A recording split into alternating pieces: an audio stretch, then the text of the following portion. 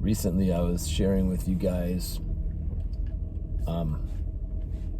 some stuff about like relationships and all. I was talking to men especially that are going through relationship pain, and I was telling you about how I had met a woman at my swimming pool. I went out to go sit in my jacuzzi, and there was a girl out there laying out right by the jacuzzi where the swimming pool area is.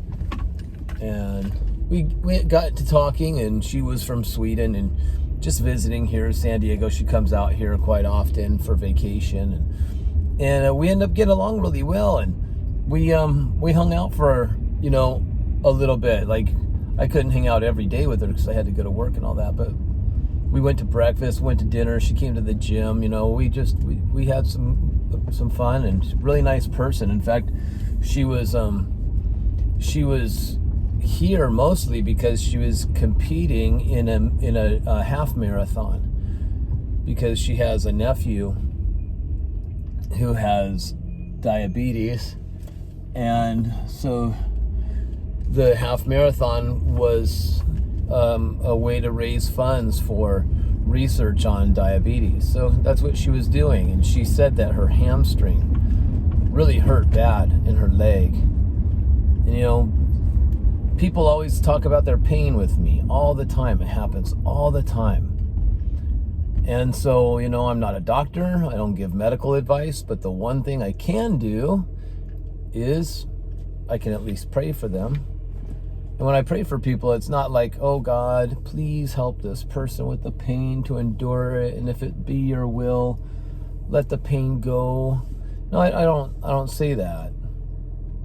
I just take authority, I take authority over it and command the pain to go, right? Pain, get out right now, be healed. Be healed. And so we're getting to talking, and she talks about this pain in her leg that, she doesn't know if she's going to compete in this half marathon or not. So I offered prayer, and I could tell that it kind of took her off guard. She wasn't used to that. And she says, okay. And what should I do? How should I position myself? I said, no special way. So I just put my hand on her leg, and I commanded the pain to get out and to be healed. And it's amazing because she went and competed in that half marathon and said the pain was gone. Pain was gone. So that was pretty cool to hear that. Right? Now, I'm not saying I'm some faith healer or anything like that. Faith healer, because that seems to be kind of a phrase that people stick to when they see these guys on TV. Give me your money today and I will pray for your healing. No, I'm not that person. But I do have faith. And I want my faith to be able to move mountains like Jesus said. And he didn't say it takes very much, right? He compared it to a tiny little mustard seed. The mustard seed is the smallest seed back in Jesus' day that was used in Palestine for agriculture, right? I'm sure it's not the smallest seed in the entire world. I think that's been proven, but it was the smallest seed used in Palestine for agriculture. So in this tiny little seed, this mustard seed, it grows into something crazy large. Well, so instead of thinking quantity, think of the quality, right? And I don't try to have faith in my own faith. Scripture says have the faith of God. It doesn't say have faith in God. If you look it up, you'll understand it says have the faith of God. So how do you do that? How can I have the faith of God? I guess I'll just trust in God's faith, right? Instead of my own faith. And I know that's kind of hard to understand, but someday it'll click if you just kind of meditate on it. But I'm not saying I get it right every single time. I'm just saying I'm figuring out these things by learning and listening. One thing that the Bible says is faith comes by hearing. And it also says that faith speaks. So hearing and speaking. So you want to hear something and you want to speak. What do you want to hear? You want to hear the truth. You want to hear the word of Christ, right? He is truth. And then you want to speak out that truth, because many of us including myself, I've been speaking so much negative stuff all my life, right? But anyway, getting back to that girl that was visiting from Sweden. So something that I did was different than I usually do in the past. Usually I meet somebody, we get along, we click, I start to fall in love really fast, and before you know it, oh, I'm head over heels and I'm in love and I'm buying rings and stuff. And this time, this little voice in me, right? The little voice, that inward voice that spoke loud and clear, said, opposite George. Be opposite George. And I'm like, opposite George? And I remember watching this show called Seinfeld.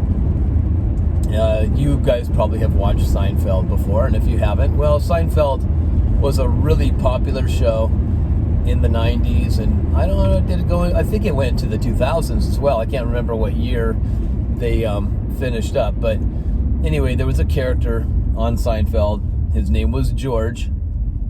I believe the actor's name was Jason Alexander that played George. And George was funny, and he was just, everything went wrong for George all the time. He would always make poor choices, whether it was career, relationship, you name it. He just always, everything goofed up in his life, right? And George would always speak out negative things. You could see that he would speak negative all the time. And it's like his life that he spoke manifested. Are you hearing me, you guys? Faith speaks.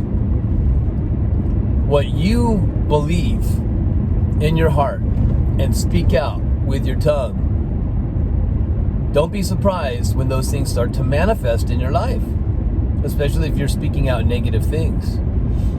And I think that what happens is, in the show, George was speaking out what he truly believed. But eventually what he figured out is to speak opposite. Do opposite. Right? Speak and do opposite. Even though his mind would probably think, do it as usual, he would stop that thought process and do otherwise. It was a training exercise for him. And it's funny because when he became opposite George, he called himself opposite George, meaning do everything opposite of what George would usually do, and maybe things will go right for me. And so that actually happens to him, and he's just successful in everything. It was really funny.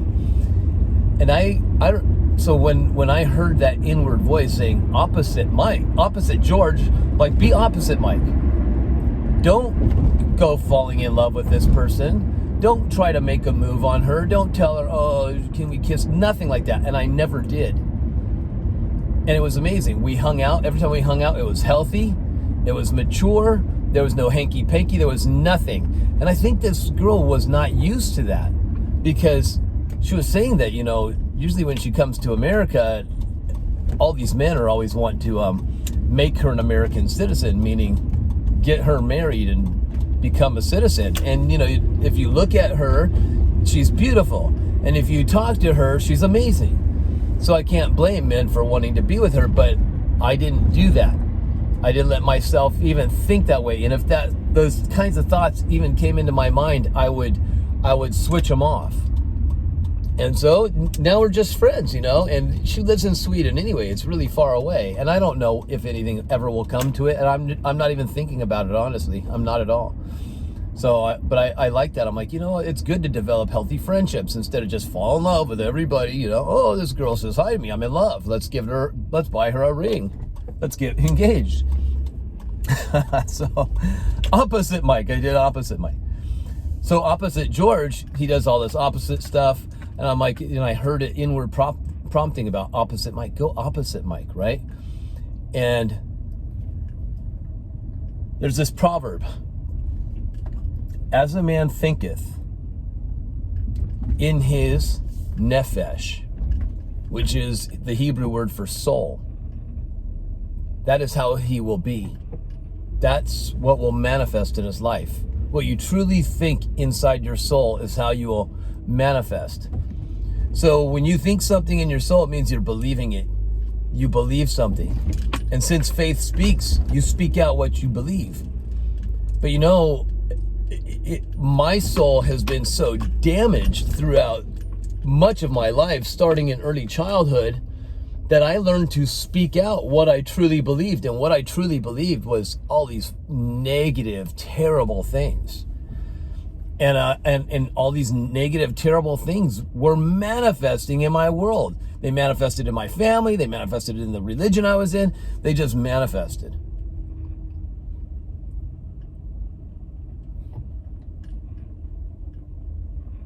So what I decide I need to do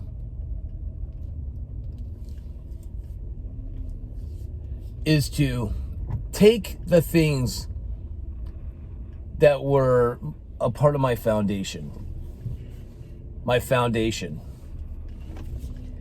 and start changing those things, uprooting those old things and building a new foundation, tearing down that old way of thinking and speaking and doing it new. And before you know it, even if you have a hard time believing it truly, where you're like, I don't think deep down inside I truly believe this, you just keep on doing it anyway. Keep on doing it, right? If you have to force yourself not to speak out negative words, even if they came into your mind, even if you say, well, I truly believe this stuff, stop it if you can. Stop it, right? And when I say if you can, I'm not trying to say if. The thing is, you can do all things through him who strengthens you, right? You have your spirit in you. Your spirit has all the wisdom of God himself. Your spirit is all the fullness of Christ in you, right? So you have the power, you have the ability, you have the self-control. It's just bringing it out and using it and developing what you have. Remember that scripture? Work out your salvation. Work it out. What is your salvation? Your salvation is your spirit in you, right? Your spirit. So you got to bring forth what's already in you. I'm about to go train in the gym. I'm going to work out muscles. I am developing what I already have. I'm not getting brand new muscles. Oh, let's add a third bicep, right? I know it says bicep, that's 2, but let's do a third one. No, that's your tricep. You already have a tricep. That's 3. So you're not adding new muscles. You're just developing what you already have. Even if your muscles are tiny and they're hidden and you can't see them well, you still have them. You've been given the same amount of muscles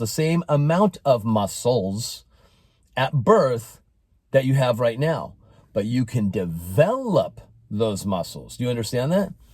So we gotta develop what is inwardly ours, what's already there. It's just bringing it out. And sometimes we just gotta do things opposite, speak, think opposite. See, if you have faith in the negative, right? Because faith comes by hearing.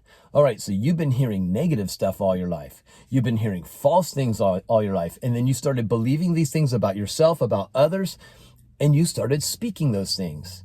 And we wonder, why do our lives manifest this negativity? Why do things go wrong? You've been saying, oh, my back's just been killing me, right? Back pain, it doesn't kill you and you can't speak out. It's killing me. Maybe it is hurting. Maybe your back's hurting.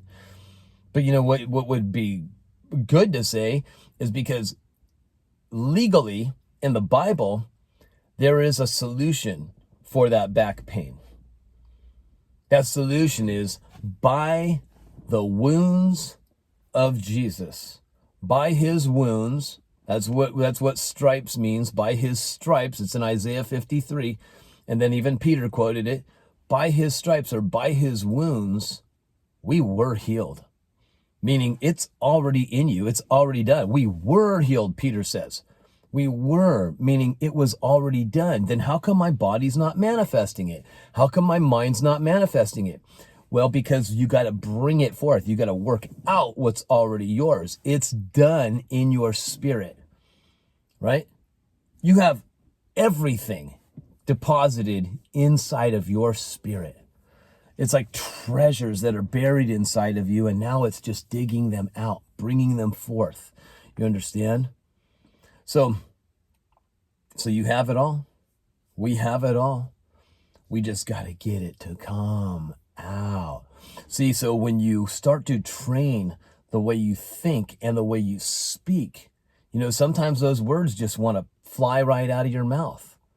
And I think it's so crazy how we say negative things so much easier than we say positive things or the truth, right?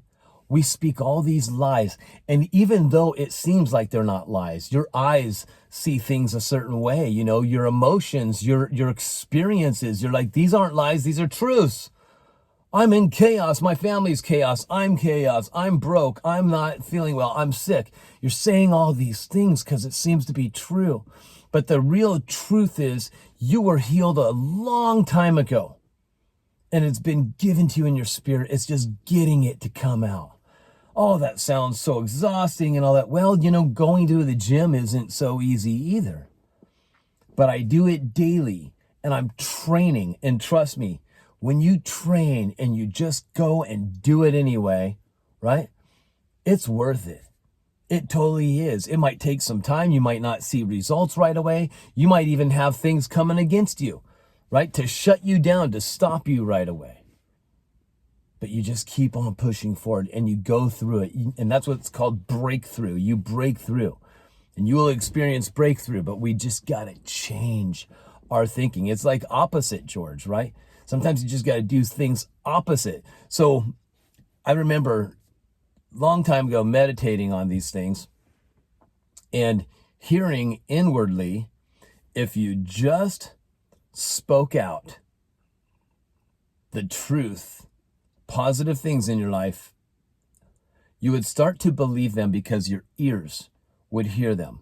Faith comes by hearing. So if everybody else in the world is saying negative things, well, why don't you start speaking the positive things? But they're such lies. It's not truth. No, those things are truth. That is truth. The lies are all the negative stuff that's been surrounding you, part of your life. Those are just lies that need to break off of you.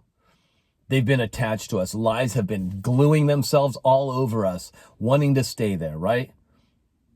But they will break off and detach when you start speaking truth.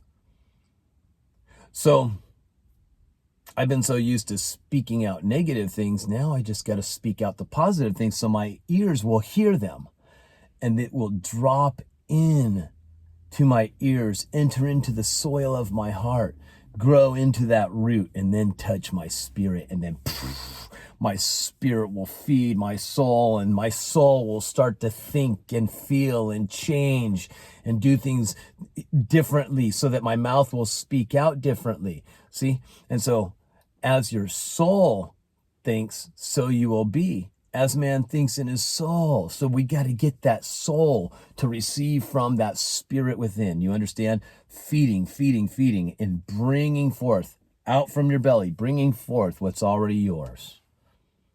So I remember just meditating on these things and saying, man, if I only had faith in the positive, the way I have faith in the negative.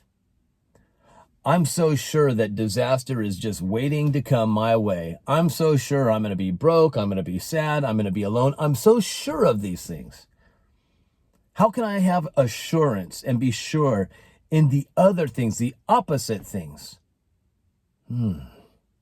It takes training.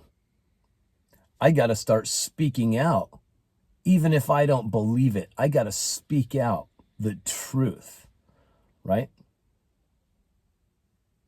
Once you start to speak it out, I'm telling you guys, your thinking will change. Just don't give up. Keep moving forward. Give yourself time. If you speak out negative stuff, just stop it right away, right? And start to change the way you think. Change your mind about what you spoke out. Let those words be empty and fall to the ground where they should be, and just let the fire annihilate it. Gone, right? Start speaking truth. And if you speak out that truth, you will think in truth. You will believe it. Eventually, now being opposite of what you usually do, suddenly you won't need to be opposite anymore. It's just who you are, right?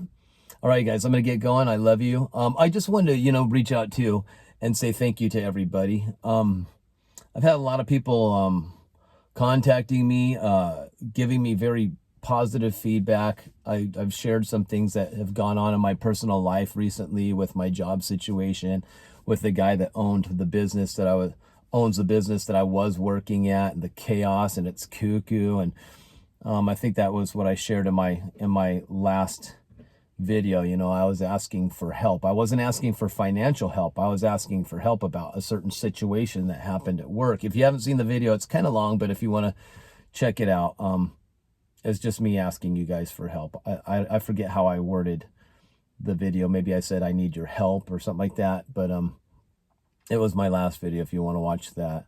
But it's funny, I didn't ask for financial help or anything like that. I lost my job and everything, but I'm actually doing pretty good. I'm have a lot of phone calls coming my way, and people are asking me to come to their homes and cut their hair at their homes. I'm a hairstylist. I've been one for 32 years. So it's working out really well. There's a whole bunch of you that live here in San Diego where I'm at, not the same part of San Diego, but San Diego, Southern California. And a lot of you get your hair done by me. And man, everybody that watches my YouTube that gets their hair done by me, you've all been so generous. And if you're watching this right now, you know who you are. I'm thinking of you, and there's a whole bunch of you, and I can just think of you all just together. And I just want to say thank you, because every single one of you that watch us have been so generous to me. And not only those that I cut hair here in San Diego that watch me, but a whole bunch of you that watch me that I've never met. We've never even communicated.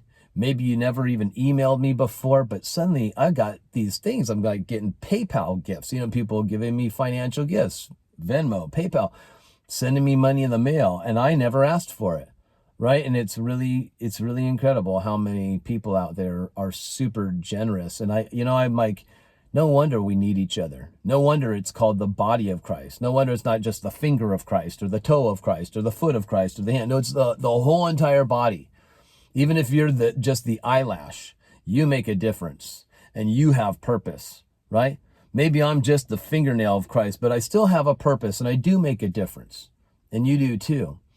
And you guys have really made a difference in my life. And I'm just thankful. I'm so thankful to God for you, because I honestly don't know how I would be making it without you guys, not just financially, but I'm saying even your help, like spiritually, so the prayers lifting me up, the good thoughts, the things that you speak out of faith, right? Good, awesome things for me. And I really, really appreciate it, you guys. And I just wanted to take this time to say that. Thank you so much. When people do give to me, like especially like PayPal, there's people that just put money in my PayPal account and they don't even say, hey, brother, I just wanted to say, here's some money for you or whatever. Or like, there's some people that do make comments, and there's some that never do at all. I'm like, wow, that is just incredible. But, I try to message you through PayPal. Things have kind of changed in PayPal. It used to be where I'd send you an email, but now they have a message thing. Sometimes I don't get the messages. And it's kind of weird with PayPal. I use my cell phone and I'm not really familiar. So if you've ever given to me in any way and you didn't get a thank you or a response from me, oh my goodness, I can't even imagine not doing that. But if you haven't for some reason, maybe that message is lost in PayPal somewhere. You got to go in and try to find it, because I try to contact everybody that I can, if it's possible, if there's a way to. But I just wanted to say thank you so much, you guys. I really appreciate you. And I think you're awesome. And your hearts are so generous. It's amazing. So I love you guys. God bless you all. I hope you all have a great one. And I'll see you next time.